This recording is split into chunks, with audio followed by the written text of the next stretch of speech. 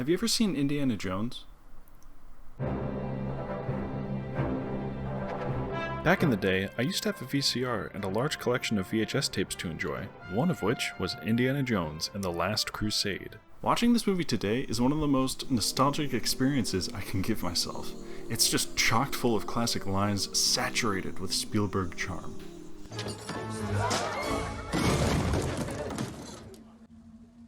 No ticket.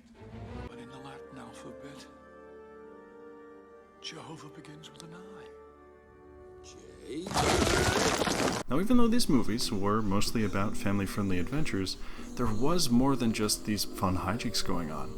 Among fun exchanges between well-developed characters, there were copious on-screen deaths. Some were quick throwaway deaths, while others weren't so lucky with their fates. In fact, it seems that the more evil the character, the more brutal the death. This fact isn't more perfectly explained than when, in The Last Crusade, the antagonist drinks from a false holy grail, and this happens.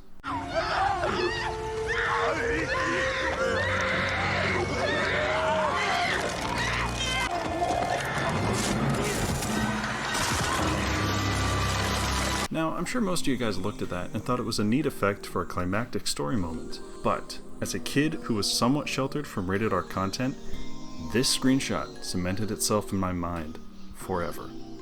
I'm not really scared of it anymore, but I'll certainly never forget this face and how it made me feel as a child. In addition to this scene being imprinted into my mind for the rest of my life, every other Indiana Jones movie also had moments that gave me childhood trauma. The most infamous scene was the face-melting scene from the first movie, Raiders of the Lost Ark.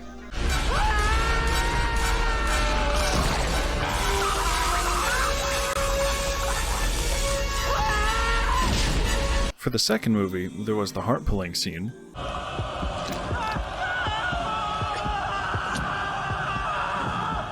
The third movie we've already talked about. Then there's the final, most controversial movie, Kingdom of the Crystal Skull. The scene that scared me the most was where the big damn ants, as Indy puts it, Big damn ants, go! swarm a man and carry him to their colony.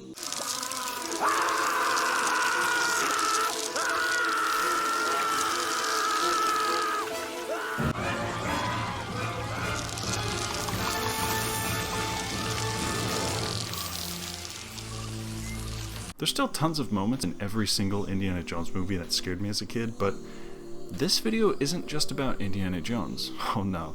It's about everything that I can remember that scared me as a kid. So for now, let's move away from Indiana Jones to talk about a nice animated kids movie about dinosaurs.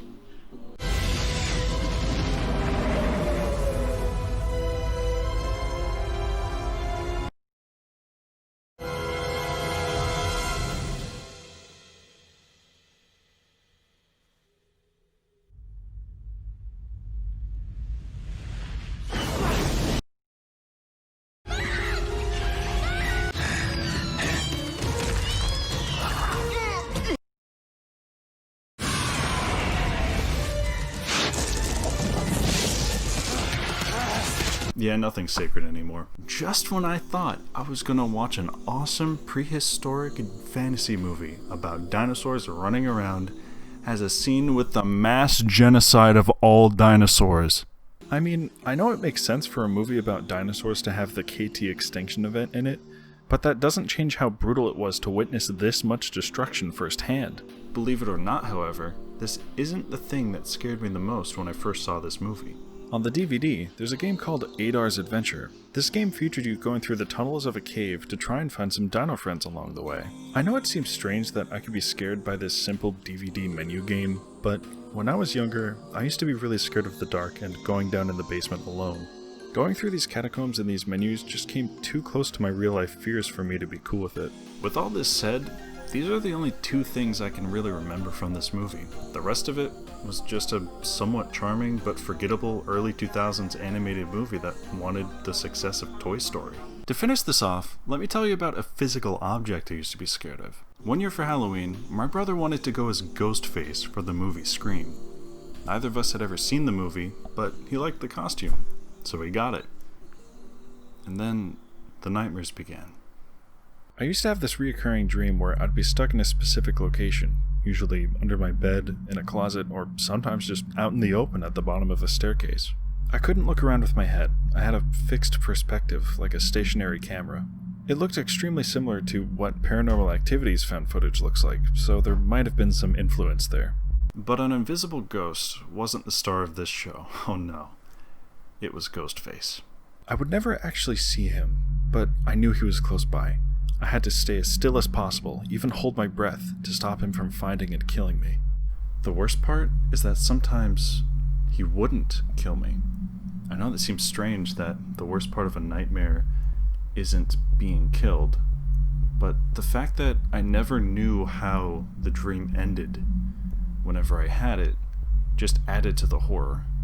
When I would eventually wake up, the image of the mask lingered in my mind for the rest of the day, and I would do everything in my power to avoid seeing my brother's mask, which, to make matters worse, lived in the basement. Now, of course, like everything else I've talked about, I'm no longer afraid of the mask itself. That said, I don't actually know where I put it. I thought I put it just over there. Holy shit!